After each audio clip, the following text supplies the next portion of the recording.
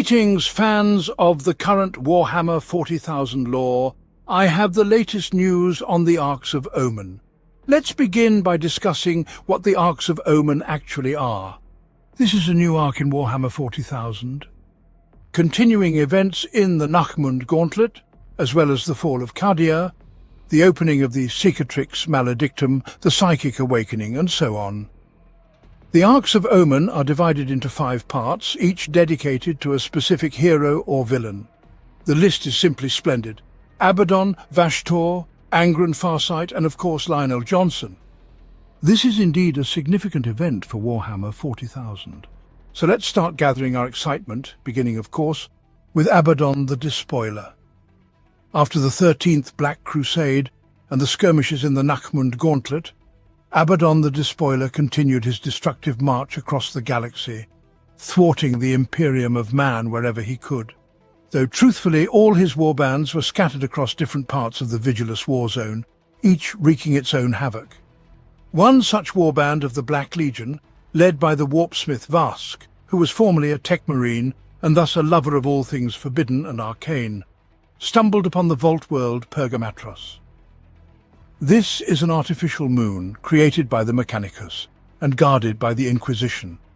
Its location was revealed following an information assault on the power systems. And as soon as this happened, a Black Legion ship named the Unrepentant appeared in the system. An excellent name for a Black Legion ship indeed. The defense of Pergamatros was fierce. Defensive lasers, hordes of Skitari, and even Titans. But Vask's forces, which included the Dark Mechanicus Magos Persephora Hexen, eventually broke through the defense. Dark Magos Dureg infiltrated the moon's data vaults and began plundering it to gather as much information as possible for Abaddon the Despoiler. During his infiltration, he stumbled upon a strange and ornate tome of knowledge, emitting an aura of ancient times. It seemingly held eerie secrets of the Imperium's past. The find was monumental, and the tome was sent directly to the Abaddon, unaware that they had already been ensnared by the trap set by a demon named Vashtor the Archiphan. Several months later, during the repairs of Abaddon's flagship, the Vengeful Spirit, the Forbidden Tome opened as a portal and allowed the new Demon of Chaos to enter the flagship's bridge. This is how it happened. Silver cogwheels and worms spilled from all over the ship, and the local sorcerers who were ordered to deal with this mess quickly found the source of the corruption. It was Dureg who attempted to repair the ship using a dark ritual with the tome from Pergamatros. In the end, a summoning vortex formed on the bridge, into which the crew of servitors was drawn and from which Vashtor emerged.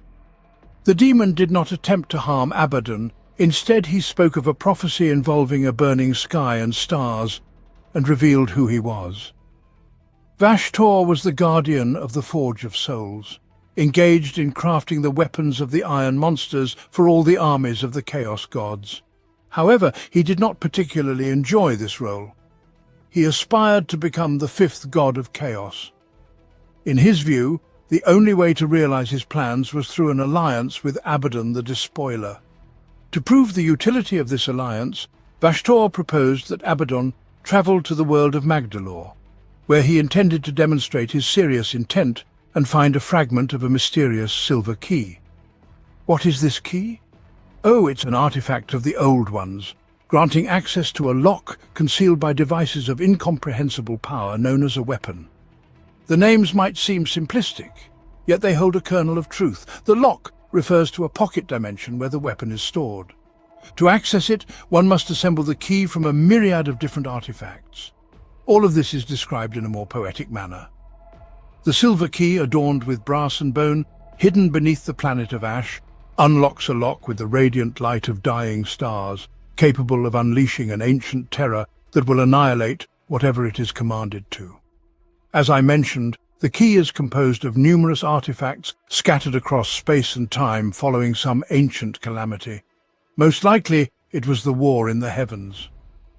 Vashtor decided that if he could gain access to the key and eventually find the lock and the weapon, he might become the 5th god of Chaos. He, of course, did not know where the fragments were or what form they had taken, only that each fragment has its own warp signal by which they can be found. He could not manage such a vast search alone and thus sought help from Abaddon with his massive fleet of the Black Legion. And so, you may ask, did Abaddon really take to this idea? Well, he was indeed wary of Vashtor, especially given his brazen appearance, but since Vashtor explained to Abaddon that the key could be used to destroy the Imperium, Abaddon agreed to see if he was bluffing. The first part of the key was located on the world of Magdalor. This was the homeworld of the Iron Angels Space Marines chapter. In truth, it was their second homeworld already. They lost the first in a calamitous catastrophe, with only a handful of religious artifacts surviving. Despite this, the Iron Angels continued to serve the Imperium, and in the 38th millennium they found a new world, Magdalor, and began recruiting neophytes from the local tribes. On the peak of the highest mountain on the planet, carved directly into the rock, a fortress monastery of the chapter was built, known as the Crown of Angels. You may ask me, who is their primogenitor? With the name Angels, it is always complicated, either the lion or sanguineous, but in truth it could be anyone. The name truly is impressive. The Iron Angels had a trademark, as in, never retreat. Retreat was only permissible when everything around was going to hell. Therefore, all the chapter's conflicts ended quite harshly. Furthermore, the local tribes began to often fall ill and mutate, so the chapter had few neophytes and gene seed. And now Cicatrix Maledictum materialized and cast the Iron Angels into a zone known as Imperium Nihilus. What could be worse? Only Abaddon the Despoiler, with his Black Legion fleet in orbit around their home world of Magdalor. As I mentioned, there were few loyalists there, and several hundred battle brothers began preparing the defense while the astropaths sent out pleas for help. Meanwhile, hordes of Black Legion cultists and space marines descended on the planet. Abaddon personally led the assault, and why wouldn't he against such a small space marine chapter? The Iron Angels realized that they were unlikely to survive until reinforcements from the Imperium arrived, and thus they strived to sell their lives dearly. Most of the Iron Angels fought in space and on the ground, but a few librarians foresaw that Abaddon would lead the assault on the fortress monastery and decided to set an ambush. Alongside the Despoiler in the attack went Fulcus Kybra and his Bringers of Despair, the Black Legion's elite Terminators and Abaddon's personal guard.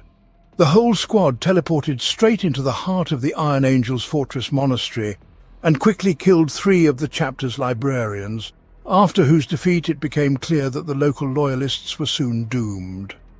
The remaining Iron Angels could not withstand the onslaught of Abaddon's Black Legion forces, and even more so when Vashtor the Archiphan also arrived directly at the Fortress Monastery.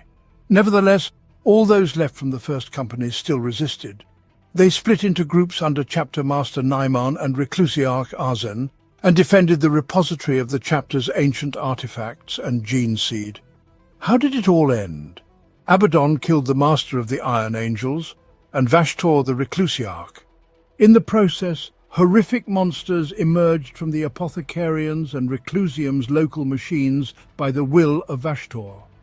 It seemed they could just loot the gene seed and leave, but Vashtor the Archiphan was indifferent to such trifles. All that interested him was a floating marble column, known in the chapter as the Oathing Stone. That was the real goal of Vashtor's invasion. Abaddon was unimpressed by the column. He had seen such pillars during the Siege of Terror, some of which had even fallen on his head. But when Vashtor explained the true nature of the Oathing Stone, revealing it to be a fragment of the key, Abaddon decided that the Archiphane wasn't so bad and was worth working with. And then the real work began. The Archiphane organized the upgrading of a vast number of space hulks, melding them with flesh using the warp. Their hulls were supplemented with gun platforms, each equipped with a Obeliscan warp-powered beacon, as well as a portal for delivering artifacts to Abaddon the Despoiler. It is a given that many days were spent cleansing the hulks from the wandering foes. There were all kinds of inhabitants there, demons, orcs, other Xenos, and even sometimes Astartes, and not always traitors. Vashtor, with the use of his Dark Mechanicum sorcery, made the hulks even more relentless than they were before. After this, each of the hulks was assigned to one of the Astartes warbands. However, as Abaddon did not trust anyone, not even his own, agents of the Alpha Legion were dispatched to each of them. Thus emerged a new plan of chaos, known as the Arks of Omen. They were to attack numerous worlds across the galaxy and ultimately find all parts of the key and deliver them to Abaddon, or at the very least to Vashtor. It is crucial to understand that Vashtor was constantly preparing new space hulks, and to avoid waiting, Abaddon decided to assault the galaxy with those already available. All of this resembled a counterstrike to the Indomitus fleet, only more deranged in the fashion of the Chaos forces. Abaddon's attacks were precise, yet inflicted serious damage upon the Imperium. In First Wave, notable assaults were conducted against the icy moons of Kobraka, as well as in the industrial agglomerations of Vaingloria. The Iron Warriors, under the command of the warsmith Zagra, laid siege to the world and shrine of Loom 4. Zagra had in command his own Ark of Omen, known as the Ogre. On Loom 4, within the planet's reliquaries in a resilient storage vault, was one of the key fragments, which had taken the form of a cogitator bank, blackened by fire. The Alpha Legion was carrying out an assault on the planet of Hasp. Sons of Omegon infiltrated the local excavation sites and retrieved a shard of a meteorite embedded in rock, which also turned out to be a fragment of the key. The ancients knew how to hide their artifacts, didn't they? Also on the planet Agamedes, the Ark known as the Bloodmaw and its warband organized a skirmish against the maniples of Forge World Graia, which annihilated the population of several planets. In the Rasputa cluster, the Ark named the Bane of Life battled against the Leagues of Votan from the Cronus hegemony, as well as the Waa of Warboss Skullcracker. Meanwhile, in the Sepessa Nebulae, Flencer Master Thavak and his Night Lords fell into a trap set by the Eldar of the Craft World, Ulthwé and Dark Eldar of the Cabal of the Iron Thorn, who collaborated for this purpose. In short, while the second wave of Arks was being prepared, Abaddon was diverting attention. And after this, with the exploration, they were already present in every major segmentum of the Imperium of mankind in various war zones, and the Imperium could not comprehend what was happening with the forces of chaos. In some worlds, they simply ignored the Imperials and attacked planets or moons occupied by Tyranids, Orcs, and other forces of chaos, all to find the necessary fragment of the key. Fortunately, the Imperials eventually realized that so many space hulks in different places were not a good sign, prompting the Inquisition to take action, specifically Inquisitor Corteas of the Ordo Malleus, who received a message from the Elder indicating that Chaos had devised a dire plan. Quickly reviewing all incidents, the Imperium began to attack the space hulks, losing many soldiers. Of course, several Arks of Omen were successfully boarded and cleared, but the Imperium lost far more during the battle than the enemy did, and numerous Arks continued to drift through the galaxy. The fiercest conflict occurred on the fortress world of Cortosa III, which was defended by 200 regiments of the Imperial Guard, while at its centre, in Fortum Primus, was a military museum housing a sword that was part of the key. Local astropaths foreseen that Abaddon intended an invasion and welcomed the Ark of Omen Ogre on orbit with open arms. In addition to the Imperial Guard, there were Black Templars and Sisters of Battle. However, even they were stunned by such a brutal assault of chaos. The Sons of Rot led the planetary assault commanded by Gulthorg the Blide, a fervent devotee of Nurgle evidently. He desperately desired to secure the fragment for himself so he could anoint it with his rotten cults. To ensure he obtained the fragment, Gulthorg dispatched 2 warbands, the Plague Crows and the Vermin Guard, to harass the fleet. Accompanied by his Sons of Rot, the Morbidax Traitor Guard regiments, the Vivisectors of the Dark Mechanicum, and a Chaos Knights of House Nor, Gulthorg ventured to retrieve the fragment of the key. What ensued was beyond imagination. Hordes of Vashtor's demons infiltrated through a bubbling slime from bodies of thousands of loyalists after the attack. But a huge spearhead of local defenders' armored vehicles quickly tempered their advance, charging through the towers of Arcadia Ballistus, throwing back the Chaos Knights. In orbit, the situation was dire, though more so for the loyalists than for the traitors. Imperial reinforcements attempted to break the heretics' blockade but ultimately failed. On the planet, things were considerably harsher for the Chaos forces. The defense was too formidable for the loathsome Nurgle followers, and they decided that enduring Gultorg's incompetence any longer was pointless. They chose instead to split into separate war bands to assault the Loyalists and, naturally, each other. Consequently, Gultorg decided to return his war forces to the Ark, but Abaddon disagreed, and hidden members of the Alpha Legion, who had been intercepting all Vox channels, instigated numerous Chaos followers to launch a suicidal assault on Fortum Primus, breaching a small section of the fortress. Despite most of them perishing, the fragment of the key was indeed stolen. Though it was a significant defeat for the Chaos forces, it is essential to understand that they were not only opposed by the Loyalists. On occasion, they were destroyed by ancient terrors, such as the Enslavers, who annihilated the Ark-blackened tower, Tyranids of the High Fleet Kraken, which overran the Ark-sobbing god, and the mysterious Kalavasi raiders also thinned their numbers. All these adversities tormented Abaddon's forces mercilessly. Yet they persevered, as no one dared to disappoint the despoiler. As you can understand, fragments of the key were scattered in utterly unpredictable locations, such as in the tomb complex of the Sarikhan dynasty of the Necrons, wherein the Black Stone was interred, an urn sought by Chaos forces. To obtain the fragment went a warband of the Thousand Sons aboard their vessel, the Beast, in Scarlet. They not only found the fragment, but also struck a blow to the Necrons, annihilating their defences. It seemed like everything was set. Just fly away from here already. But the local Lord Somatatek, who had been killed in his own stasis crypt, suddenly resurrected on a neighbouring world. Infuriated that some scoundrels had stabbed him in his sleep, he organised an entire Necron fleet and set off in pursuit of the Thousand Sons. He still had not caught up with them, but sooner or later doom would befall on Thousand Sons sorcerer Lord Hassamet, for Necrons are capable of waiting millions of years. The Ark of Omen, called the Colossus, stuffed to the brim with Dark Mechanicum and Traitor Titans, led to the Onalpa system, which had long been suffering raids from the Renegades' warbands. The Dark Mechanicum saw the local wealth and went completely insane, immediately scattering throughout the system to assault planets rich in archaeotech. They did not know that the brave Ultramarines saw, in such unbridled zeal, an opportunity to seize the Colossus, and as a result, an Ultramarine strike force led by Chaplain Julianos boarded the Ark, and despite losing many warriors, managed to overheat the engines and destroy the Ark utterly. The Elder Corsairs, who also found this chaos irrelevant, tracked the Ark Devourer of Hope, infiltrated aboard and struck the command center, after which they collected loot and fled, leaving the immobilized ship at the Empire's mercy.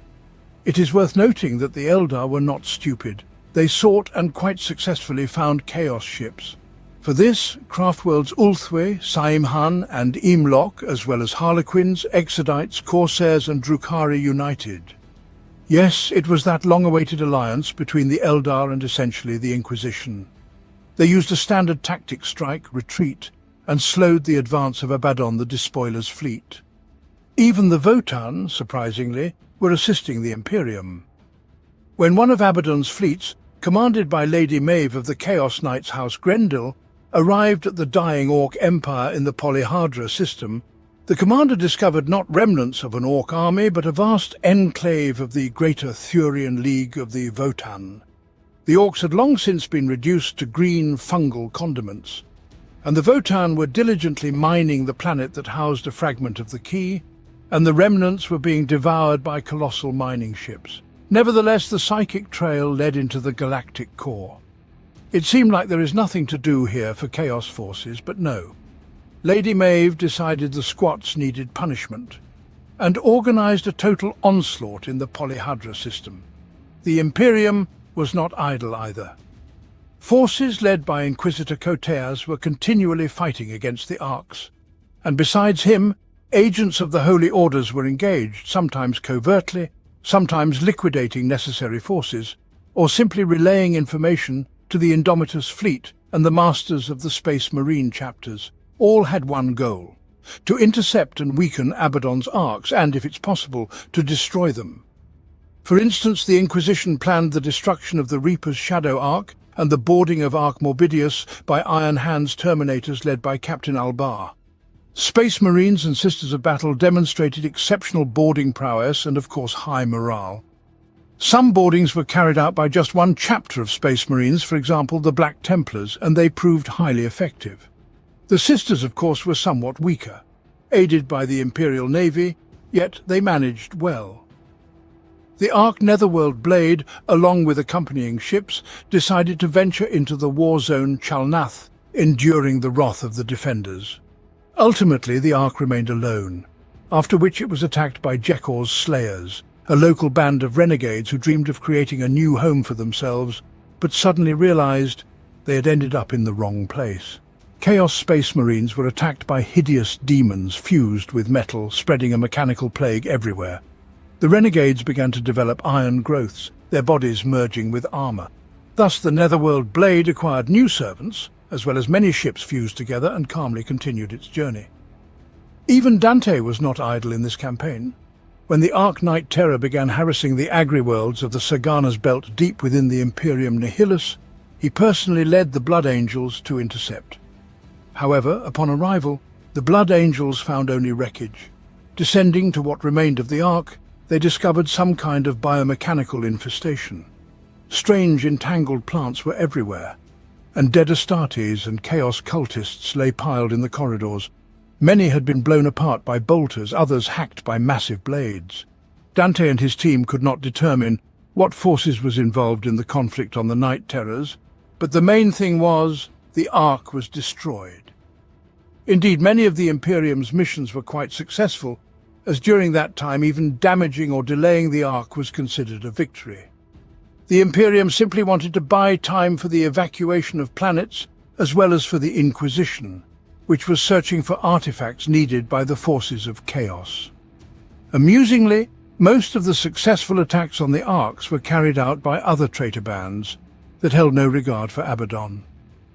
They sought to create a new home for themselves. Among the renegades in the renegade camps were the Red Corsairs bands, as well as the war bands of the Word-Bearers, who generally considered the Arks to become their sanctuaries, and therefore summoned hordes of demons to one of them, which devoured everything. Consequently, when one of the Arks, named Dirge Discordant, transporting one of the important key fragments, was attacked by the Khornates, Abaddon decided to take matters into his own hands. He personally slaughtered all the Berserkers, then flew to the planet Chiron Tertius to retrieve another key fragment, massacring the local Cadian's troops along the way. Good news was scarce for Abaddon, but then unexpectedly Vashtor appeared, claiming to have found Angron on the planet Malak Baal, where another key fragment was also located. The Red Angel was engaged in battle with the Indomitus Crusade Fleet Quartus, and Vashtor the Archiphane decided to personally oversee the situation. Angron is a straightforward fellow. He takes a beating, only to return after some time. Long ago, on Armageddon, he was defeated by the paladins of the Grey Knights and vanished for a century. But, as fate would have it, during the skirmish with the Arks of Omen, the Red Angel returned and united the fractured World Eaters' warbands. His primal wrath attracted various champions of carnage, like Kosalax and Karaka Bloodfist. Why did he stir now, you may ask? The answer lies in the fact that the Imperials of the world, Malak Baal, discovered an ancient artifact known as the Choral Engine. This device of dark era of technology was discovered on Malak Baal by Inquisitor Glory Imagna. She immediately reported her find to the nearest Indomitus fleet, which was the Indomitus Quartus, and decided to use the artifact to illuminate the Imperium Nihilus. Indeed, the local Mechanicus, upon deciphering it, understood that this device essentially served as a new Astronomicon. Not as powerful, of course, but still quite effective. It even helped to dispel warp storms that emerged after the birth of the Cicatrix Maledictum. Thanks to the Choral Engine, the Indomitus Quartus fleet could move freely to new territories. This device, by the way, was enormous in size and power, and naturally it required psychers as fuel. The Choral Engine was so efficient that, having drawn attention of the resurrected demon Primarch Angron, it posed an unbearable threat to him, causing him immense pain, so the Red Angel gathered a vast army and flew to destroy the lamp, blinding his eyes. Incidentally, The World Eaters, upon hearing of their progenitor's return, even painted their armor in the Legion's original colors, blue and white, but Angron couldn't care less. He wanted only one thing. I think you know what.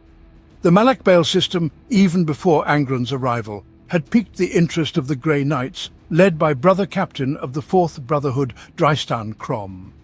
The team was calmly researching local anomalies aboard the strike cruiser Unrelenting, but upon hearing of the discovery by Puritan Inquisitor Glory Emagna, the Grey Knights decided to deploy on the planet, fully understanding that soon a host of warp abominations would be drawn to the light of the lamp.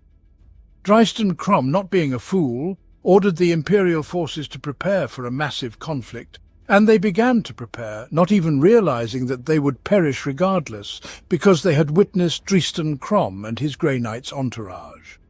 The defenders of Malak Bale immediately called upon all Imperial forces in the region to bolster the defense. One of the first to arrive was Admiral Ignatius Pell, with 3 tactical battle groups, followed by Group Master Zavadan Mile, with 4 tactical groups. The scene would not be without the Canoness Verity Cade of the Order of the Argent Shroud, who arrived aboard her light cruiser Mercy in Death. Even the Space Marines of the Void Talons chapter responded, led personally by Chapter Master Yosharo Dougal. The defense in space was commanded by Fleet Master Trincus Abcondis, who deployed the mighty Alfie battle group throughout the Malak system, while he stationed himself on his flagship, the Honor of Terror, along with 2 tactical groups right in the orbit of Malak Bale. The defense there was such that even the Imperial fists would have whistled in admiration. The Coral Engine was surrounded by a massive bastion known as the Fortress of Light, and the Malak system was crammed with defensive stations, ships and troops. The Imperials even managed to finish their preparations and spent an entire week waiting, during which nothing happened. At one point, Abcondis thought all this to be a bad joke, a kind of always be ready. But then, at 8 o'clock on the 8th day, a massive Chaos fleet emerged from the warp into the system, led by the Ark of Omen. Abcondis exhaled and said, "Well, gentlemen, it wasn't for naught that we built this," and declared the defense of the Malak system. The center of the Chaos fleet was the Ark of Omen's Stygian Heart, surrounded by thousands of smaller frigates and ships from the Horus Heresy era, as well as entirely new creations of the Dark Mechanicum. The fleet was indifferent to all planets, racing at full speed towards Malak Bale. If they had arrived unannounced, the locals would have been astounded by its sheer size. But Abcondis was firm and prudently monitored the situation, as he was prepared for this. As the ships approached closer, he gave the order to fire. Thousands of torpedoes simultaneously struck the Chaos fleet, engulfing it in whirlwinds of fire and explosions, but none could halt the traitors, who were also fiercely aggressive. The Imperium admirals quickly realized that the Chaos fleet intended to breach Malak Bale and appeared to be buying time for some purpose. The Void Talons. Chapter triumphantly boarded the Desecrator-class battleship of the Red Corsairs, and after Imperial forces successfully destroyed a repulsive-class Grand Cruiser, and Abcondis, smiling, was about to call the Grey Knights alarmists, but then everything changed in seconds. Suddenly, the astropaths connected to the Coral Engine on the planet began to scream frantically, blood streaming from their mouths and eyes, and the equipment went haywire. At that very moment, the main fleet of the traitors entered the system. It was 10 times larger than the previous one, obscuring the stars themselves. Its flagship was the Conqueror, and Angron himself flew upon its hull. Upon the hull, for Emperor's sake, not on the bridge. Angron, despite constantly suffering from the butcher's nails and the pain they caused, still had a grasp of tactical warfare. He divided the fleet into 3 squadrons, each with its own purpose. The first, along with the Ark, Clarion Dire, flew to Malacra to deceive the defenders and force them to entrench. In reality, what Angron needed was Malacra's gravitational well, through which he could quickly reach Malak Bale. It functioned simply as a slingshot loaded with ships. Moreover, along the way, there was the opportunity to thin out the Loyalists. The second squadron, with the flagship being the battle barge Exsanguinator, set course for the Malacandrius asteroid belt to attack the defenders of Malak Bale from another direction. As for the central squadron, Angron personally led it on a loop around Malak Star to emerge from below Malak Bale and unleash fire upon it with those weapons. And I believe you know how fiercely the Conqueror strikes. Incidentally, the Conqueror was still captained by the significantly mutated Latara Sarin, who had become part of the ship, now only known as the Mistress, the wrathful Phantom. The arrival of Angron caused the Imperial fleet to falter, and mutinies erupted on the ships. The commissars could barely execute the renegades quickly enough. Nonetheless, it was not like this everywhere. Many bastions among the ships maintained calm because many had already encountered the tides of chaos and did not fear it. The master of the fleet was also composed and soberly assessed the situation. He issued orders, evaluated the new threat, and even constructed a new defense plan. He cancelled the pursuit of the Ark Stygian Heart with its cult followers aboard and began tallying losses, which by that time were not insignificant. The 6th operational group of Forthrax was the first to suffer heavy casualties, which included the Void Talons, led by Captain Ugoshi.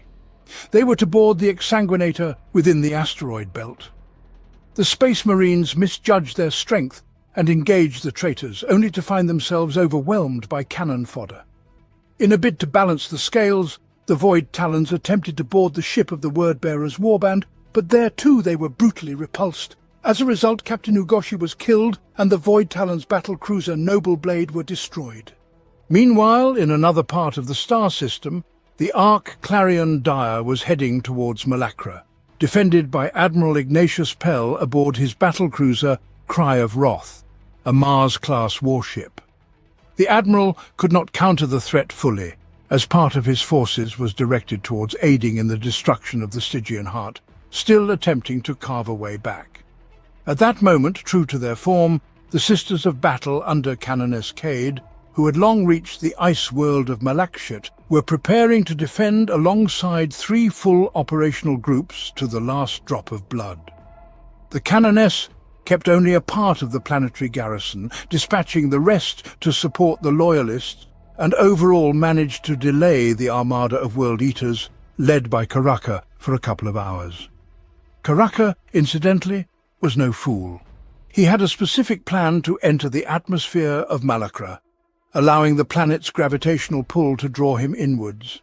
In the process, he maneuvered the ships and fired them directly at the Loyalist defense. Naturally, many of the forces of chaos simply crashed onto the planet, causing an Armageddon. Nevertheless, the Clarion Dire flew through the Imperial fleet like a knife through butter, dividing its defences with no chance of recovery. Ignatius, in essence, should have perished from such an attack, especially since a boarding party of World Eaters berserkers was sent for him, but Pell was saved by the Ultramarines from the strike cruiser Prandium. Of course, this dealt a severe blow to Pell's pride, and he decided to retreat to Malak Bale, as neither Malakshit nor Malacra could be held. In short, many in the system were not prepared to meet the chaos threat. Nevertheless, the Imperial fleet had to counterattack to avoid being tied down in one spot, and eventually the combined skills of the Imperium under the command of Group Masters Ira Threnodar and Pasefa Zheng flew into the very heart of the traitors. Along with the fleet flew ships of the Astartes from the White Scars, Imperial Fists, the Howling Griffins, and the Basilicon Astra, the Mechanicus fleet, and it seemed they were even coping with the task. The thing is, Cornates do not like to march threes and fight side by side, so the Loyalists simply implemented a divide-and-conquer tactic, and overall things were looking up for them. The battle even had its heroes. For instance, Vaughan Dillis, a codicier of the Imperial Fists, who personally led the boarding of the World Eaters ship named the Blooded Fang. The Space Marines reached the bridge and turned the lances against the escort ships, which were astounded by such a betrayal. Or take the White Scar captain named Hybergan Khan, who, alongside his brethren, disabled 2 strike cruisers at once. Here Ira Threnodar let down, deciding to attack Angron's flagship Conqueror, along with 3 massive ships. This was the most foolish mistake, which ended with Angron boarding Ira's flagship Resplendent and ship's agonizing death by the Ursus claws. Remember the Angron inscribing? Amusingly, Angron himself perished many times in the process, And you know how his boarding goes. He simply flies at another ship in space, the lances tearing him to pieces, but he resurrects and continues flying until he reaches the bridge of Ira's flagship. In short, the attacking ships were destroyed in a pointless boarding action, after which Groupmaster Persephone ordered the others to retreat, and the World Eaters set off in pursuit. And the Exsanguinator apparently tried to break through the defense of the mother planet Malakbael, to which Fleetmaster Abcondis sent operational groups Alpha 2 and Erasmus 7 to the flanks, while others led covering groups to meet the enemies. In this attack, the forces of Chaos lost a great many ships, so many that the demon prince of the World Eaters, Dreor, was forced to lose the tempo. To dismantle their Exsanguinator, the Grey Knights aboard the cruiser Unrelenting joined the fray, as well as the Void Talons and Abcondis with his ship. The chance of victory was not illusory, but suddenly they were overtaken by Angron, who had already annihilated all of Commander Shung's ships. What transpired there could only be described as a bloodbath. The Loyalists were simply fighting independently. The Space Marines of the Void Talons, led by Dougal, were falling by the hundreds. Abcondis unleashed all his guns upon the forces of Chaos. Canoness Cade spearheaded the boarding of the Clarion Dire, after which the ship dived into the warp until its arrival at Malakbael. This could be considered a victory. The Sororitas perhaps did not even perish. Meanwhile, Angron flew straight to the planet to obliterate the Choral Engine. The Red Angel landed next to the central dome enclosing the Choral Engine, and his demonic wings were torn by waves of psychic energy. He felt unbearable pain and probably yearned to die in the light of the new Astronomicon. The Servant of Corner surged forward, ignoring all fire and destroying everything in his path. He roared with pain and hatred, killing guardsmen, Sisters of Battle, Space Marines, and striking down flying Valkyries. What drove him at that moment was terrible pain and an unending desire to obliterate the Choral Engine forever. Meanwhile, in space, Abcondis continued to defend the planet against even more Khornates attempting to reach the surface. He finished off what remained of the Clarion Dire Ark fleet, which vanished into the warp along with the onboarding Imperial forces, while the Conqueror was already waging battle in the upper layers of the atmosphere, trying to aid Angron. Abcondis understood that assistance should not reach Angron and directed his flagship Honor of Terror to engage the Conqueror and his fleet's ships. But things did not go according to plan. The fighters of Khan the Betrayer entered the scene. His butcher horde swarmed over Honor of Terror, infiltrated within, and started slaughtering the Ultramarines, Mechanicus, and even Servitors. Lieutenant of the Ultramarines Scipion declared that Abcondis must withdraw if he did not wish to become a skull in the Skull Throne. Being a reasonable man, Abcondis ordered the survivors to cease the orbital combat and descend to the surface to partake in the defense of the Choral Engine before Admiral Pell's reinforcements arrived. Well, as if they would. You think they fared better on the surface? Certainly not. The planet was held by Knights of the House Terran, Sons of Medusa, Imperial Fists, Sisters of Battle of the Order of Our Martyred Lady, Death Corps of Krieg, and Uluwathu Artillery. But they suffered catastrophic losses from the Chaos Titans and Dark Mechanicum. Loyalist soldiers were abducted by Dark Skitarii right during battle and dragged into captivity for experiments. I might add, the Kriegsmen were strong, holding out to the last. The Space Marines attempted to defend the largest city in the southern hemisphere of Malakbael, but they were covered by a massive orbital bombardment under which columns of tanks and demonic machines of Lord Invocatus arrived, who rode amidst his army and beheaded the Imperial Fists. Blood flowed everywhere, engulfing the sanctum of the God Emperor Resplendent, the temple on Mount Efnari, and the library of star pilgrims in blood. No one could stop the rivers of blood that flowed across the planet. In an attempt to manage this catastrophe, Fleetmaster Abcondis disregarded the warning of the Ultramarines lieutenant and decided to perform a daring feat. Leading a strike team, he flew Honor of Terror directly into the Conqueror. Yes, a ramming attack. The machine spirit of the Conqueror panicked, causing the ship to jump into warp, leaving the Khornites unshielded. This was a true triumph, which Khan crushed. He and his men reached the Bridge of Honor of Terror and butchered Abcondis and his crew. Understandably, all this bloodshed on Malak Baal provoked raucous applause from Khorne, who then decided to send his demons to the planet, where they promptly slaughtered and devoured all the remaining Imperial guardsmen. Meanwhile, Angron, having already penetrated the Fortress of Light, cut his way through the Imperial fists who stood between him and the Choral Engine. Severed heads, arms and legs flew as Angron pressed forward. The Grey Knights also attempted to besiege the traitors. Brother Captain Dristan Crom pursued the powerful demon Prince Dreor aboard the Exsanguinator to banish him back into the warp. During the hunt, the Grey Knights lost a substantial number of brothers, but Dristan Crom managed to exile the demon and also disable its Ark. Without its demonic master, the Ark began to wither and halted. This, of course, did not help the people on Malak Baal, but it was nonetheless impressive. Not so for Dristan Crom, who was deeply distressed over the wasted lives and time, and ordered a teleport onto Malak Baal to personally send the Red Angel back into the warp, as in the good old days on Armageddon. Meanwhile, on the Ark Stygian Heart, Commander Apophari Quen commanded the ship to withdraw from the battle when Vashtor the Archiphane appeared on the bridge in person. The chaos on Malak Baal was absolute hell. Demons rampaged around, slicing through everyone, blood flowed.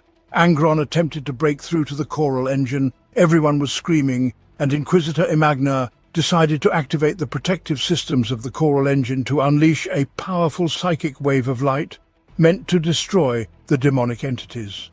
As soon as the safeties were disengaged, there was a burst of light that caused Angron to fall and writhe in agony on the ground. The smaller demons to Khorne were simply annihilated. Waves of light burned one traitor after another and induced strange visions in ordinary people. In addition, psychers connected to the machine were screaming in their heads at that moment. Overall, the plan was reasonable. However, Angron collected himself and managed to reach the inner sanctuary, entering into battle with Dristan Crom, the Inquisitor, and 60 Grey Knights. The Grey Knights initiated a demon banishment ritual while Tempestus Scions sacrificed themselves in a diversionary maneuver. At some point, the Grey Knights' Terminators and 2 Dread Knights closed in on the demon Primarch, forcing it to kneel, but then its bloodletter bodyguards stormed into the chamber and distracted the Dread Knights. The demons beheaded Inquisitor Gloria Imagna, but Dristan Crom and his paladins continued advancing toward Angron to complete their ritual. The demon Primarch leaped up, cutting down the paladins, but ultimately received a direct hit from Dristan Crom's nemesis Demon Hammer. Angron retaliated with strikes, eventually dropping his sword in the melee and grabbing the haft of Crom's hammer. He then brought down his axe and cleaved Crom in half. Satisfied with the kill, he moved toward the Choral Engine and struck it with his axe. At the moment of impact, Angron became a conduit connecting the warp with the real world. In the strike, he channeled rage towards Khorne. Khorne literally manifested within Angron's mind, inspiring him with a roar. The Choral Engine exploded in a massive crimson blast, annihilating Angron and his followers. Only the disembodied essence of the Primarch remained in the hall as his physical form slowly regenerated. He watched as countless demons crawled from the wound left by the Choral Engine's explosion. Notably, Angron only felt peace while briefly extinguished, before once again entering his demonic body. The engine's explosion split Malak Baal in half and sent a wave of madness throughout the entire system, killing many people on the planets within seconds. Only a small number of Astartes managed to evacuate. Many ships of the Indomitus Crusade fleet quarters were cast into the warp, and the fragments of Malak Baal began to fall onto the planet Malak Shet, as well as onto the fleet of reinforcements from Pel, which suffered heavy losses. But this was not even the worst part. All remaining loyalists were driven berserk and began to turn on each other, tearing themselves apart. People could not distinguish friend from foe and were unable to speak. Ultimately, a brutal slaughter erupted among the remnants of the Indomitus Crusade fleet quarters, and Admiral Pel was eaten by his own crew aboard the flagship. Amid this madness, Vashtor, with a star of chaos on his chest, appeared and headed to the ruins of Malak Baal, directly to the planet's core. Taking a dark mass of stones from the core, he stepped into a warp portal and disappeared. As you might understand, the loss of Malak Baal and the entire system, along with the destruction of nearly the entire Indomitus Crusade fleet quarters, was a grievous loss for the Imperium. The only ones not susceptible to Khorne's roar were the Sisters of Silence and custodians with the Grey Knights. The rest simply perished or fell into a berserker state and began organizing raids within Imperium Sanctus. They were immediately declared excommunicate traitoris, but that did not help much. Too many people had perished, and too many ships were destroyed. It was an unequivocal victory for Chaos. Moreover, Angron had returned. The obliteration of the Indomitus Crusade fleet Quartus dealt a heavy blow to the Loyalists and brought an important fragment of the key to the secretive Archiphan. He continued unobstructed towards his goal, to become the fifth and most powerful Chaos God. The next fragment of the key, according to intelligence reports, was located in the mobile fortress monastery of the Dark Angels, known as the Rock.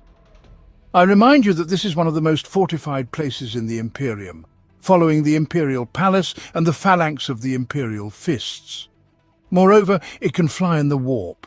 Naturally, one wouldn't dive into it alone, so he called upon Abaddon for some henchmen from the Black Legion under Zorfa's command. Consequently, a fleet of the Iron Warriors, as well as a contingent of the Word-Bearers, joined the search for him. It should be noted that Zorfus was no mere chaotic servant and had been serving Abaddon under Tzeentch for over 500 years. It is said he was the protégé of Egethmor the Deceiver, Sorcerer Lord and Abaddon's Chosen. Moreover, rumours have it that he has been practicing sorcery since the time of Magnus the Red, whom he served. Naturally, he participated in many battles of the Black Legion, for instance the 13th Black Crusade, but the skirmish with the Dark Angels was a test for him. Vashtor himself travelled in his own ark, named the Aurak Unleashed. As you understand, the chieftain must possess the most powerful ship. Indeed, that was the case. Vashtor employed all prohibitions of technology in its creation.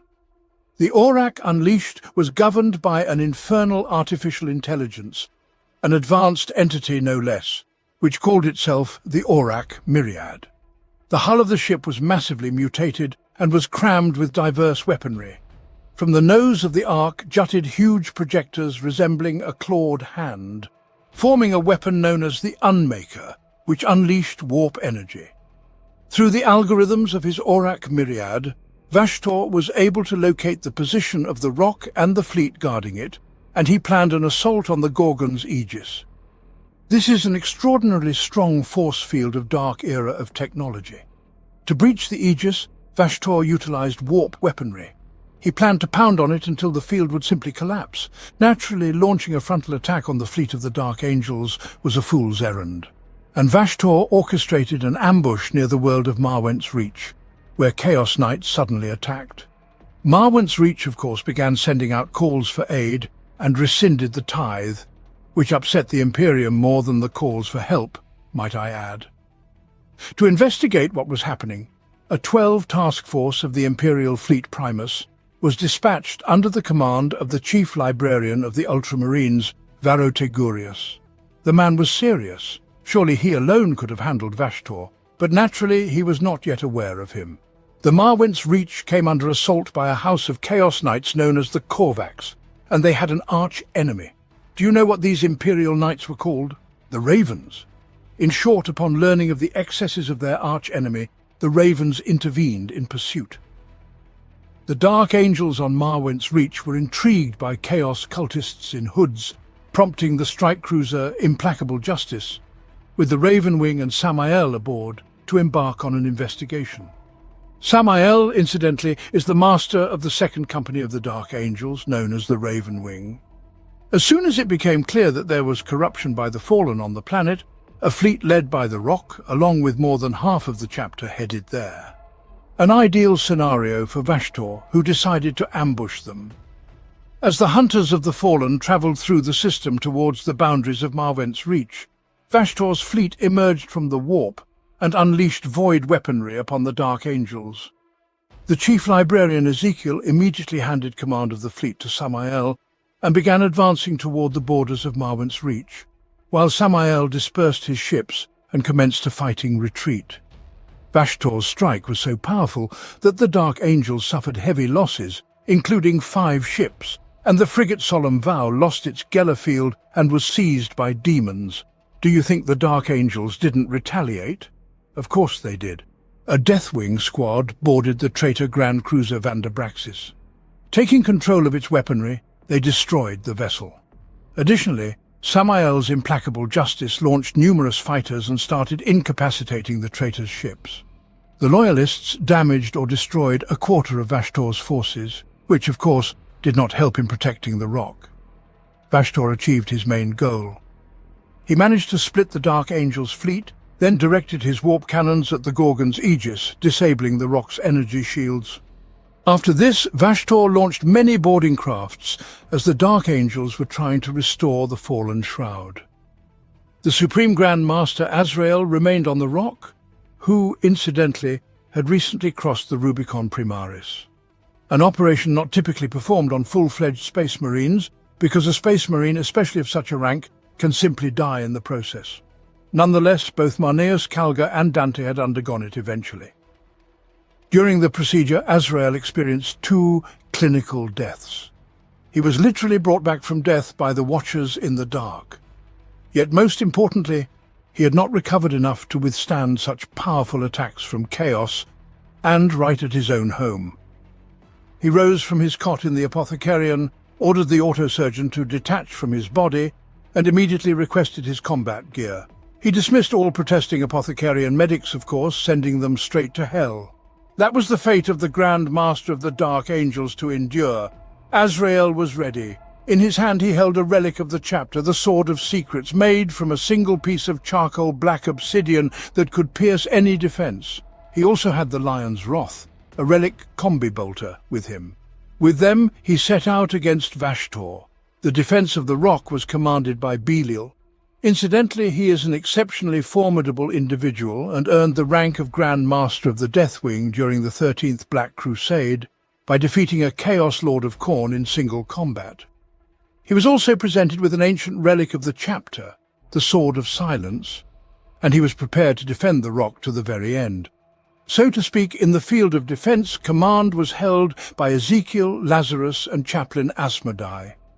They turned the hallways of the rock into true slaughterhouses, but Vashtor was indifferent to them. He was intent on delving deeper into the monastery fortress to claim his prize. The battle for the rock took place in various locations.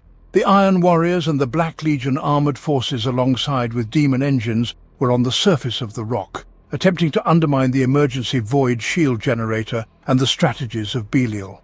Of course, Belial issued responsibilities in the form of librarians and Ravenwing speeders, but deep down he knew he was simply being stalled. The second skirmish, which was the most crucial, occurred within the rock where Vashtor, along with raiding parties, was breaking through to the fragment of the key. Here, the 8th and 10th Companies of the Dark Angels launched localized counterattacks at every point of breakthrough. As you probably understand, the attack was sudden, and the Dark Angels needed time to tend to their wounds. The losses among the Space Marines were significant. Everywhere, Terminators of the Black Legion and demons, summoned by the Word-Bearers, emerged, but the sacrifice of some Dark Angels helped fortify the positions for others. The most vital part of the defense was the Vault of Banners, guarded by Chaplain Asmodai, leading 50 battle brothers and calmly repelling the attacks of Chaos. Meanwhile, the heavy weapon squads and dreadnoughts of the Dark Angels were crushing the Iron Warriors of the Warsmith Korag. The defenders of the rock achieved local victories, but began to understand that the main assault aimed at the Nameless Gates could not be stopped. Vashtor was greatly aided by Zorphas and the Word-Bearer's Dark Apostle Gar Hathon, who summoned demonic hordes right in the center of the rock, room by room, while Archiphane and his assembly pushed deeper into the heart of the Dark Angel stronghold, breaching one line of defense after another. The Dark Angels barely managed to evacuate their wounded. When Archiphane and his men descended the Stair of Shadows into the Grand Hall of the Galerium Exacta, they were met by the Master of the 5th Company, Lazarus, and the Chief Librarian, Ezekiel. They did not plan to retreat, and reinforcements led by the Grand Master Azrael were already on their way. But Archiphane was indifferent, being a creature of infernal resilience. capable of ignoring even the mightiest blows while smashing loyalist heads with his smouldering warp hammer. At times the demon would soar, and from his metallic wings emanated dark arcs of energy, while a swirling cloud of Stygian pollutant and suffocating smog formed around his body. He would then fall upon his enemies, shouting a war cry in scrap code. Even the most powerful weaponry was useless against the demonic demigod. He simply absorbed the fire, using the plasma to heal his wounds, and also converted it into energetic explosions. Archiphane's scrap code infected the battle gear connected to his system, spreading corruption. In short, Vashtor advanced unimpeded, cutting down loyalists. Meanwhile, Azrael and his warriors hastened to the nameless gates to aid Lazarus and Ezekiel. Azrael marched at the head of his army, indifferent to the pains and wounds from the surgery. He found several battle brothers who were defending against thousands of cultists and demonic machines. Together with the brethren of the Deathwing, he joined the battle, turning the warp beasts and their acolytes into a mixture of metallic scrap, meat and blood. They pressed forward through candlelit corridors and chambers, overcoming the ambushes of heretics who fell before the fury of Azrael and his warriors. They advanced relentlessly. After passing through the Iron Chancel, Azrael decided to divide his forces. He dispatched some through the Galerium Exacta to crush the heretics pouring through the nameless gates. Azrael himself continued his descent down the Stair of Echoes with his battle brothers. Upon reaching his destination, he discovered that the Dark Angels still lived, though they were barely holding the defense before the nameless gates. The Dark Angels were attacked by the Black Legion, which planned to flank them. Azrael clashed with the sorcerer Zorfax, and the sorcerer did not survive this encounter. Witnessing their leader's fall, the other traitors wavered and fled. Azrael then spotted Vashtor and ordered an all-out attack. A mass of heretics swarmed Azrael's forces, numbering in the thousands. Despite colossal losses on their side, they killed Dark Angels one by one. Nevertheless, Azrael continued the attack, slaying demons, obliterators, cultists, Chaos Space Marines, and all enemies until he faced Vashtor in single combat, who accepted the challenge and engaged the warrior with scrap code cry. This forced the Dark Angels to remove their helmets and drove them insane. As the clash between Azrael and Vashtor commenced, it became apparent that the Supreme Grand Master would not defeat the demon. He was too weak. Nevertheless, he managed to wound Vashtor and retreated back to his ranks. At this moment, the rock finally reached the Marwent's reach. Chaos Knights of House Korvax then entered the fray, attacking both loyalists and traitors. Leading them was the demon Belacor, the chief rival of Vashtor the Archiphan. No one had expected this. The battle now had three sides, each fiercely clashing with the others. However, this gave the Loyalists a chance to regroup and fortify their positions. Meanwhile, Belacor and Vashtor began their fierce duel, reminiscent of the level of Jagatai Khan and Mortarion. Essentially, Belacor merely distracted Vashtor's attention while the Loyalists figured out their next move. Belacor was mocking Ang chided the Archiphan for his hubris through duel. Simultaneously, 12 task force led by Tigurius arrived on the rock.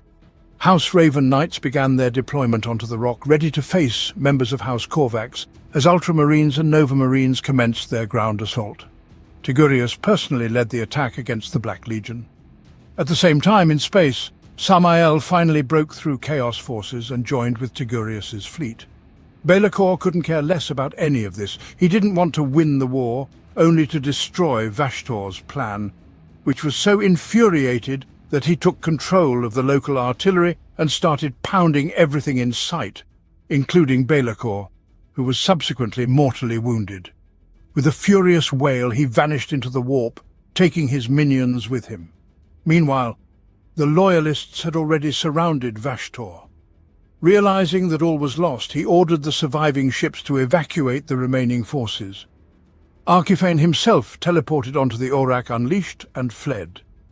The amusing part is that Azrael dismissed Tigurius's aid and commanded the Ultramarines to fly far away from the Dark Angels and the Rock. Tigurius did not argue, gathered his forces and departed, while the Rock once more entered the warp. Many of the Chaos followers were captured by the Dark Angels after this battle. Some of them perished from torture in the local catacombs. Nonetheless, the Dark Angels gleaned further insights into Vashtor's path, learning that he was heading to the warp fissure of Somnium's stars. A disconcerted Vashtor arrived to Abaddon, stating that it would not be feasible to attack the Dark Angels a second time because they were now prepared. But his minions in Dark Angel's captivity had already leaked information about the location of the traitors. This would become the trap for the Loyalists. They themselves would arrive here on the rock, after which Vashtor and Abaddon would seize the key fragment from the rock. The Tau Empire always had problems with the Orcs, especially with Grog Iron Teeth, the war boss of Alstanta Orc Empire. It all began when his Orcs attacked the Kroot warspheres. The Tau aided them, and a lengthy skirmish began with the Greenskins in the region. Even though there were many Orcs and the Tau were craftier and quicker, cutting them down, Grog nonetheless decided to take revenge and gathered more of his tank boosters, flash gits and freebooters, including the mercenary Captain Badruk. The war boss assembled his armies and prepared for a new war. His next target was the Farsight enclaves, colonies that had been organized by the Great Commander who broke away from the Ethereal's control. The brawl there was long and fierce. The only important thing is that Grog Ironteeth ultimately succumbed to his injuries. His place was taken by the Bad Moons clan war boss named Nazdreg Uji Urdgrub, who negotiated with Badruk's freebooters and the Orc-Wa and set out toward the Farsight enclaves. He liked the idea that somewhere in the galaxy there were bigger shooting guys than his. They also told him about the fact that they had big robots like the Storm Surge, which Nazdreg wanted to make a stomper out of. In short, Farsight and his people had a tough time. And then the Cicatrix Maledictum opened. Just when Farsight thought the war was over, a new war boss declared himself one who was building fortresses on both sides of the Damocles Gulf, hiring many mech boys for the construction of powerful guns. This warfare slaughtered thousands of the Tau, compelling Farsight to implement a novel doctrine known as the Way of the Short Blade, which entailed close-ranged skirmishes with the Orcs, utilizing a hit-and-run tactic. Moreover, Farsight established a specialized recovery corps, composed of pilots from the air caste and engineers from the earth caste. Their duty was to swiftly gather battlefield debris, preventing the Orcs from creating new war machines. Due to the insufficient amount of scrap on the battlefield, the mech boys began to abandon the Wargash of Nazdreg, after which Farsight attacked his lieutenants and seized strongholds in the Damocles Gulf. The war boss was not foolish, and he abandoned his citadel, known as Dregrog, ordering the remaining mechs to create a great weapon to incinerate all Tau holdings. The mechs constructed the so-called Da Telefraga, a fusion of a teleporter and a force field, capable of breaching any defense. Nazdreg decided to mount this weapon on all his boulders and ships to cleanse the Damocles Gulf. Farsight, of course, foresaw the Orcs' plan and immediately set to his plot to destroy the war boss. One thing troubled Farsight.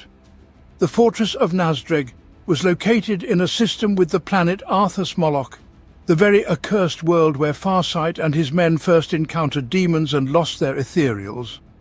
It was also there that Farsight found his blade, which steals the lifespan of his vanquished foes, thereby extending his own life. In short, Farsight, along with his 8 loyal companions and bodyguards, attacked Nazdreg's fortress. During the skirmish, the war boss perished in an explosion of shock projectors, or so it seemed. The Orcs in Nazdreg's fortress quickly surrendered, and the Tau began to retreat, encountering a fleet of Chaos ships in orbit, led by the demon prince Ugalax, the Soul Eater, commanding the Ark Unhallowed. Incidentally, he was seeking a fragment of a key located on the world of Arthas Moloch. Accompanying him were the Night Lords led by the Flenseling Prince, as well as approximately 20 squads of Chaos Space Marines, Renegade Regiments, Chaos Knights, and 3 maniples of Legio Vulturum, still from the times of the Horus Heresy and the world of Zana II. Amusingly, Ugalax, observing the Tau and Orcs in conflict within the Dregrock fortress, resisted the temptation to enter the battle as a third party. Yet the order was to head to Arthas Moloch, though he hadn't managed to convey it to his troops. and the World Eaters under Gakar the Savage Command split from his fleet and entered the fray with the Xenos. Upon witnessing this development, the Ta'au promptly retreated to the planet Arthas Moloch, with a horde of orcs in pursuit. Arriving at Arthas Moloch mere hours before the horde of the Chaos and the Greenskins, Farsight resolved to stop them at any cost. Utilizing the Koyon-style strategy, he ordered the fleet to disperse and organized a guerrilla campaign targeted at destroying orc forces against Chaos. The objective was thus: the orcs would lash against Chaos, while the forces of Farsight would target everyone bit by bit. Realizing that his forces were likely doomed, Farsight dispatched a torpedo drone to the Tau Empire with an urgent plea for assistance. I remind you that in the Tau Empire he was greatly disliked, and most likely he would have been burned at the stake in the main square or pickled in a jar, placed as a museum exhibit of traitors. But Farsight had no choice. He accepted the battle. His fighters would attack and retreat, avoiding serious engagements, luring the orcs toward the forces of Chaos. Ugalax was engaged in the search for a fragment of the key, but this was not straightforward. The psychers of the traitor fleet went insane due to the planet Arthas Moloch and the events unfolding there. The Chaos forces also faced command issues, with some following Ugalax's orders, while the word-bearers under Asmor Bleakverse's command were preoccupied merely with sacrifices. However, the local Thousand Sons had everything going remarkably well. They were so enraptured with the ancient ruins of Arthas Moloch that they abandoned their mission and began slaying the Greenskins within the ruins' vicinity. Nevertheless, Chaos did not rest, and Ugalax discovered a weakness of the Ta'au at the Zephyr 33 airbase. It was precisely there that one of Farsight's 8, Commander Brightsword, perished. Interestingly, Brightsword had served Farsight since the times of Arkanasha, where the Tau fought against the Orcs. After his death, many commanders took on the call sign Brightsword. He was the 7th. During the defense of the airbase, Brightsword's forces bought time for the main Tau forces to retreat. Brightsword initiated the Montka Protocol, which pushed back the forces of the Orcs and Chaos, but unfortunately he was killed by a rocket strike. Ugalax noted that the Tau were not simple folks, and particularly fiercely they guarded the Ring of Ruins in the Northern Hemisphere. He speculated that the Tau concealed their main forces there, protecting what Chaos desired. The Orcs, by the way, were not lagging behind and formed a council of 4 war boss contenders, while a group of freebooters boarded a Ugalax's Ark. Meanwhile, Farsight was in despair. He lost Brightsword, and prior to that he lost Oblotai, another member of the 8, who operated the broadside suit. Interestingly, he was not a living Ta'au, but an engram of artificial intelligence, a new generation 1, created with the help of Oblotai's mind scan. It was he who taught Farsight everything in his youth. Oblotai fell during the assault on Dragrock. His suit was severely damaged by the Orcs' heavy fire. Of course, Oblotai returned for the 10th time, incidentally, but his engram was greatly damaged and contained within a drone. In short, the situation was dire. The Tau were being pushed out of the ruins surrounding the great star dais, and Farsight tasked his best commanders with decapitating the Orc and Chaos armies. And they succeeded, killing several Orc war bosses and even a Flensling prince, a Night Lord. Following this, discord began among the enemy troops, and the Tau even gained a bit more time. Farsight hoped for reinforcements from the Tau Empire, to whom he was ready to surrender in order to save his men, and thus he fought in the very thick of the battle. And a drone from the Tau Empire eventually arrived, just at the moment when Commander Bravestorm, another member of the 8, sustained severe injuries. His Iridium battlesuit suffered catastrophic damage from the Orcs' fire. Farsight personally oversaw his evacuation. The drone arrived and projected the image of the supreme ethereal Aunva, who declared that Farsight had turned away from the greater good and established his enclaves, for which he and his people would be condemned. The message concluded with words that Aunva believed that before his death, Farsight might be able to kill as many Chaos followers and Orcs as possible. In anger, Farsight smashed the drone with a plasma rifle and then ordered his troops to retreat to fallback positions. Farsight himself entered a state of meditation to determine what he should do next. And yes, a plan came to him. he decided to unleash upon his enemies the same creatures that once attacked the Tau Empire on Arthas Moloch, there on the great star Dais. Farsight ordered the Tau fleet to return to the planet and collect whatever valuable they could find.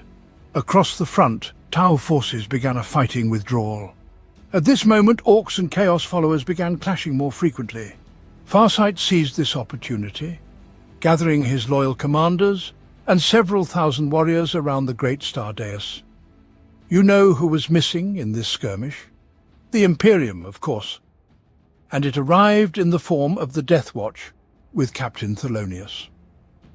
However, with the Death Watch, Lord Glass, a hidden Alpha Legion spy, arrived on a sword-class frigate, constantly informing Vashtor of the events. His goal was to acquire a fragment of the key before Ughalax could do so. So at the right moment, he activated a trigger phrase, and other Alpha Legion spies on the ship turned against the Loyalists. The Alpha Legionaries, who took over the frigate, aimed for the ancient Dark Angel's Dark Talon fighter jet, which contained a fragment of the key. Meanwhile, on the planet, World Eaters led by Gakar attempted to break through the Tau defense, which they had organized around ancient ruins known as the Great Star Dais. The horde of Chaos followers was terrifyingly large, with Chaos Space Marines, Demon Engines, cultists, all led by Ughalax, and somewhere in the distance, Orc stompers were bashing Chaos Titans on the Ashen Plains. When the Alpha Legionnaires arrived on the planet, the battle had 4 sides by then. The Legionnaires utilized servitors like the Dark Talon, inside of which was a crystalline growth that was the key fragment.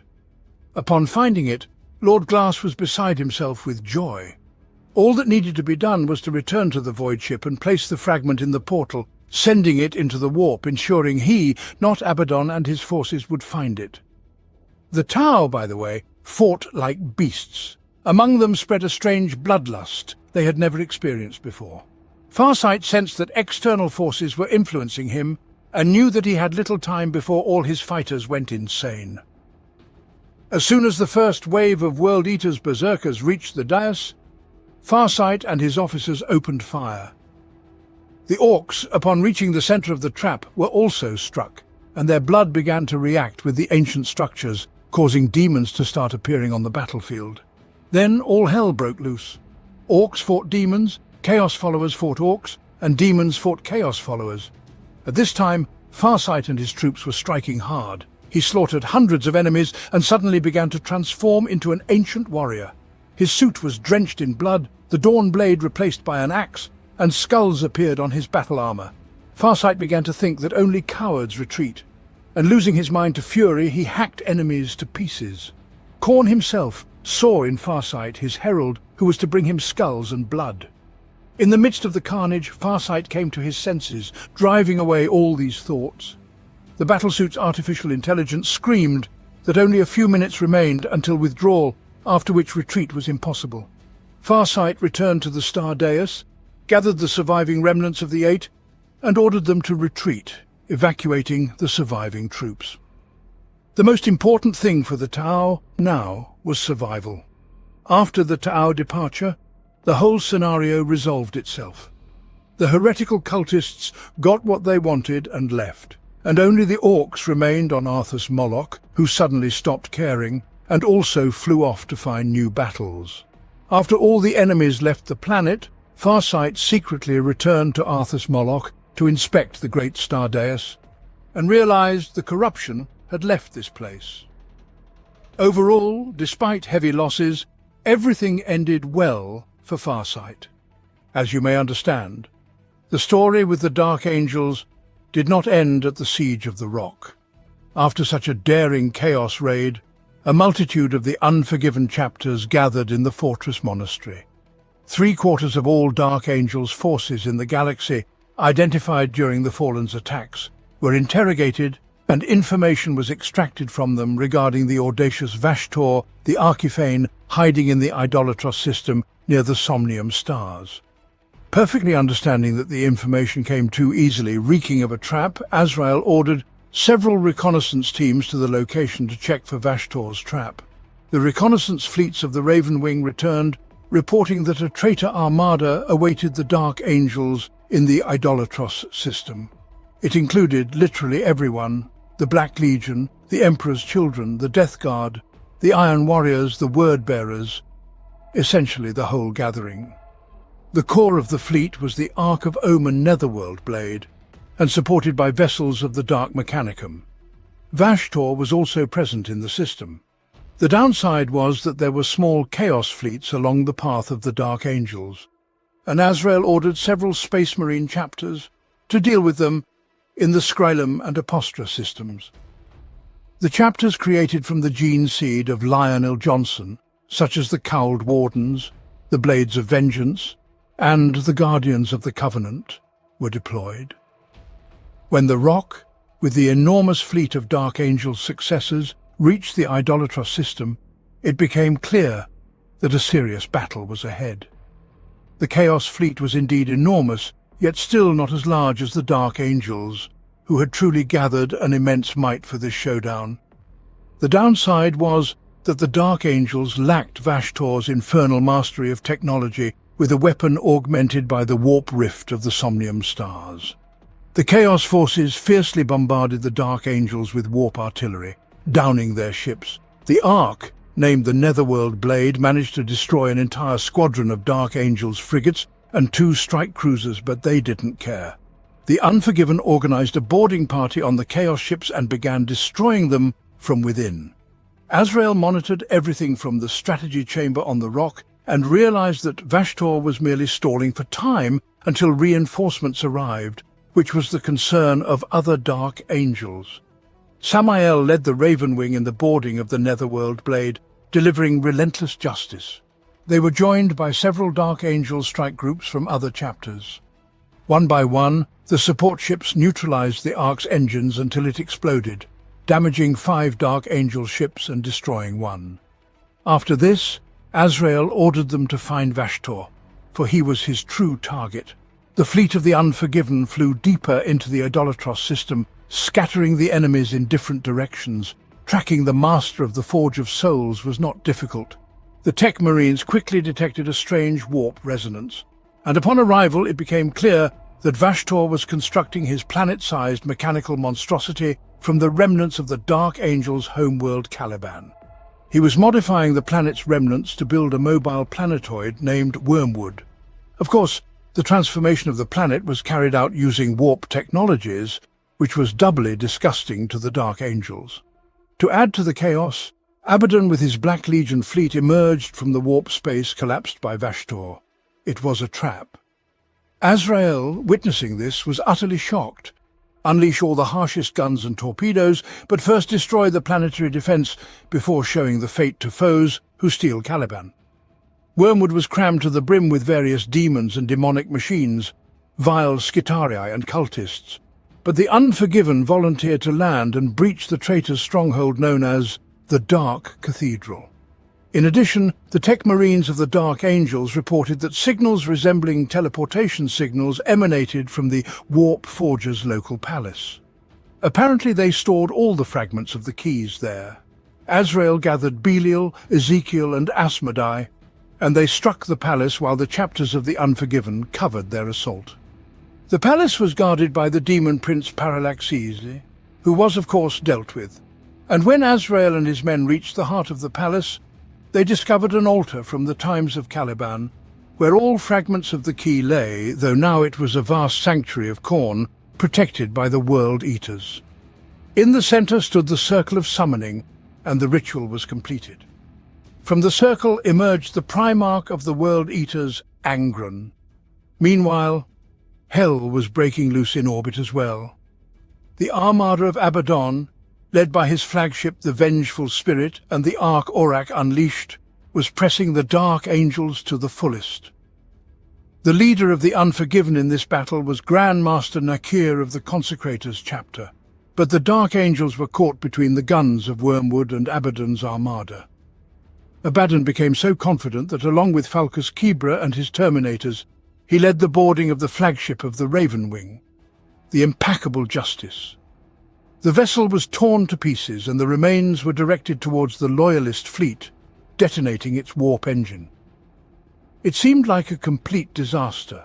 The Dark Angels were trapped, and there appeared to be only one way out. But no, out of nowhere, a fleet of blood angels commanded by Dante appeared. Nakyr, not understanding how they even got wind of this conflict, welcomed the arrival. Although the Unforgiven harboured little love for other chapters due to a slight misjudgment known as the Fallen, so much so that Nakyr was about to dismiss the Blood Angels. He still did not know that on board Dante's flagship flew Lion L. Johnson, Primarch of the Dark Angels. Although by this time the Lion was no longer there, he used his exceptional abilities of traversing the forest and ventured into his own pocket dimension of the Mirror Caliban, from which he reached the surface of Wormwood. Dante, of course, understood that the Lion would manage on his own and attack the traitor's fleet with his entire armada. He broadcasted across all channels about the return of Lion L. Johnson. This, of course, shocked all the Dark Angels in the vicinity, but it played into the hands of Dante and his company, who were not particularly welcome here. Nakyr initially started shouting at Dante, demanding to know what was happening, but later declared that he was in debt to the Blood Angels, a debt unlikely ever to be repaid. After all, they had returned their patriarch to them. Dante and Nakyr managed to stabilize the situation in orbit, while Abaddon ordered his fleet to regroup for a counterattack. Vashtor, meanwhile, flew on his ark to the rock to retrieve the last fragment of the key. It turned out Vashtor needed a Tukulka, an ancient engine built into the rock thousands of years ago. There were two other similar devices, Ouroboros and Plagueheart. All three pieces were needed to create the so-called dissonance engine. This device was akin to the same technology the ancients used to create the webway. The engine could tear a hole in reality between the warp and the real world, in combination with the assembled key, to then find the Old One's repository, which they left during the war in heaven. Vashtor established contact with the Tuchulka. After a brief dialogue along the lines of, "Come with me, you are no longer a slave," and receiving the answer yes, both of them vanished and ended up in a pocket dimension where Vashtor was engaged in refining the dissonance engine. Archiphane was so close to his goal and cared so little for anything else that this action literally destroyed the Ark Aurak Unleashed and killed its twisted artificial intelligence, significantly damaging the affairs of chaos in the Idolatros system, and the Loyalists seized the moment and began to strike at the forces of chaos. In general, the Dark Angels in orbit and on the planet could not communicate because Vashtor's scrap code disrupted the connection, and everything was not very well on Wormwood. The Unforgiven were battling the World Eater's berserkers, led by Angron. Belial was wounded by the Red Angel, and in the end, all the Dark Angels found themselves surrounded and waiting for their moment, while Azrael pondered whether it was time to falter in the face of this nightmare. But then, the Blood Angels descended on the planet led by Dante. The Allies launched a counterattack and broke out of the encirclement.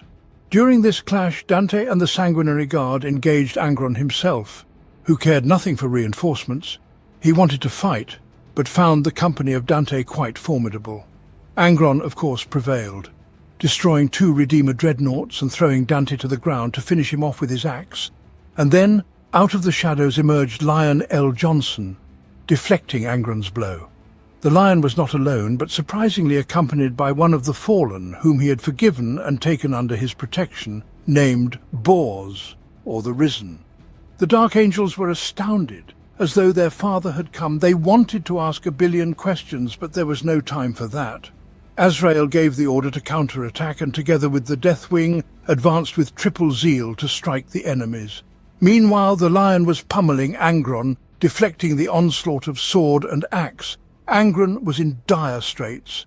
When Azrael locked eyes with the Lion, he realized he must not disgrace the honor. He needed to settle everything while his father vanquished his brother. Interestingly, Angron remembered the Lion vaguely, while the Lion felt revulsion gazing at his changed brother, thrashing him with the shining sword, fealty, and the Emperor's shield. Angron slammed into a structure, tearing down walls and hurling machines at the Lion. It was truly a battle of titans. At some point, the ground beneath them split open, and they continued the battle below. Azrael, at this point, was directing the evacuation for a subsequent exterminatus. Reaching the remnants of the Sanguinary Guard, he found the wounded Dante and several surviving guards, after which Azrael ordered his forces to assemble and proceed to the nearest evacuation zone. When asked about the status of the lion, Azrael stated he did not know where his genetic father had disappeared, but believed he would return with them to orbit. Meanwhile, his genetic father continued his battle with Angron in the industrial zone of Wormwood. As they approached the core, they began leaping between reality and the warp, finding themselves on assembly lines, then back on the surface again. Angron was beside himself with rage, being unable to do anything against the lion. Johnson used the new conditions to his advantage. At one point, he drove his sword into the throat of the demon Primarch. From this wound, Angron could not regenerate quickly. He fell onto his back, and the lion, using the point of the Emperor's shield, beheaded his fallen brother. Think the lion came out unscathed? Not at all. He was severely wounded and exhausted, but ready to fight on. Meanwhile, Azrael and Dante had nearly reached the evacuation zone, where Imperial ships were already carrying out their duty. On the way, they encountered Nurgle's demons, led by a great unclean one named Ugab-Lax, who blocked the route to entry. Do you know who helped them? The Risen. Azrael was flabbergasted, the Risen helping them with his master nearby. In short, the Loyalists pierced through the paper-thin lines of demons and blasted off into space aboard their ships. Before departing the system, the Rock organized an exterminatus on Wormwood. Despite the destruction of Wormwood and a solid blow to Abaddon's fleet, the Dark Angels and Blood Angels suffered heavy losses. They could not completely annihilate the planet, as the traitors had awakened something in the core, prompting the Lion to announce over the Vox that everyone should leave the system. Abaddon was pleased. For the first time in a long while he felt joy from the destruction and the loss of the Loyalists. Yet there was a fly in the ointment by the name of Lionel Johnson. But then Vashtor called to say that the dissonance engine was ready. The key could be awakened, and using Wormwood, they could set out to unlock the lock and obtain the weapon. After this, Wormwood tore the fabric of reality and disappeared. As you understand, this signifies the victory of chaos. The weapon had not yet been found, but they had the key and the opportunity to find the lock. How much time does Archifan need for this? The Inquisitor Cotes, heading the operation, fully understands that time is measured in days, perhaps even hours. The Imperium must use everything at its disposal to stop Vashtor, the Archifan.